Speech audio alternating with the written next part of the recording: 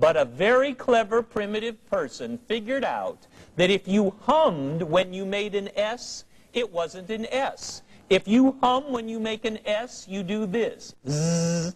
A Z is the exact same thing we do with our mouth as an S, except we hum it. They figured out how to make a P. P. Someone hummed, and rather than P, they ended up with B.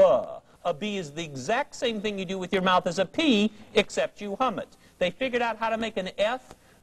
Someone hummed, and rather than F, they ended up with V. A V is the exact same thing you do with your mouth as an F, except we hum it. They figured out how to make a T. T. Someone hummed, and rather than T, they ended up with D. A D is the exact same thing we do with our mouth as a T, except we hum it. They figured out how to make a K. K. Someone hummed, and rather than K, they ended up with G. A G is the exact same thing we do with our mouth as a K, except we hum it. I won't go on. This could get boring. You're probably thinking in the dark, could get boring.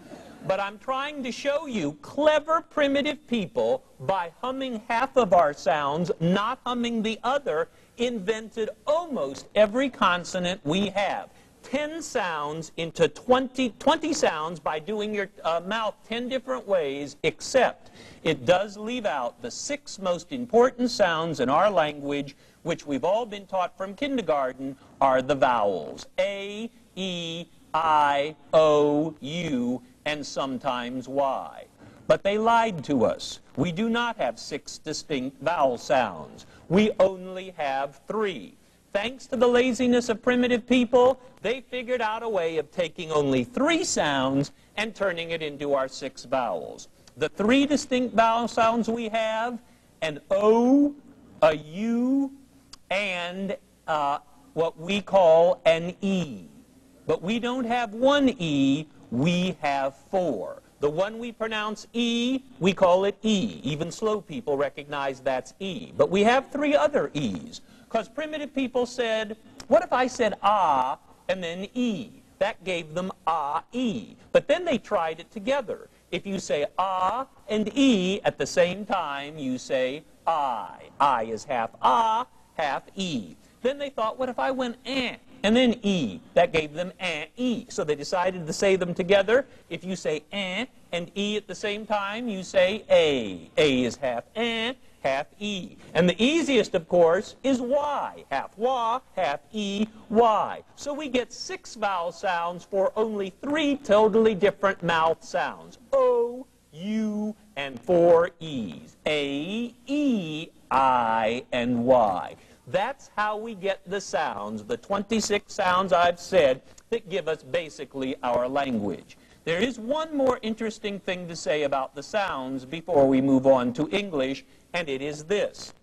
Linguists have noticed that although there are hundreds of alphabets created by hundreds of civilizations since Earth began, and even though almost all alphabets have random order, for example, we have D towards the beginning, T towards the end. Many alphabets throughout the world have a T near the top, have a C near the bottom. One sound in alphabets is always in the same place. In 90% of the alphabets, the sound of ah is the first sound. We call it A, the Greeks called it alpha, the Hebrews called it aleph. No matter what you call it, it turns out that ah is always the first symbol. Linguists tried to figure out, why is the sound of ah always at the beginning? 30 years ago, a clever linguist figured it out. In 1965, a linguist said the reason that the sound of ah, which we call A and all the other societies also put at the top, is always in the most important position is because there is something physical that makes us human beings that was as true 250,000 years ago as it is today that gives A its primary importance.